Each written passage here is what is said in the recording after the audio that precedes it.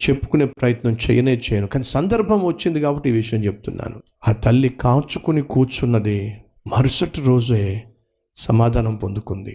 ఒక మనిషి సహాయం చేస్తాడు అని చెప్పి ఒక వ్యక్తి నమ్మి సహాయం పొందుకున్నట్లయితే సతీష్ కుమార్ కంటే గొప్ప మనస్సున్న దేవుడు మన ప్రభు అయిన యేసుక్రీస్తు.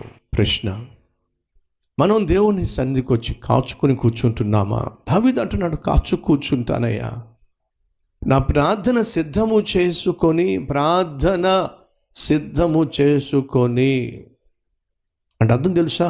దేవునికి ఏ మాట చెప్పాలి, దేవుని సన్నిధిలో ఏమి చెప్పుకోవాలి, దేవుని సమయాన్ని వేస్ట్ చేయకూడదు, దేవుని సన్నిధిలో వ్యర్థంగా మాట్లాడకూడదు, దేవుని సన్నిధిలో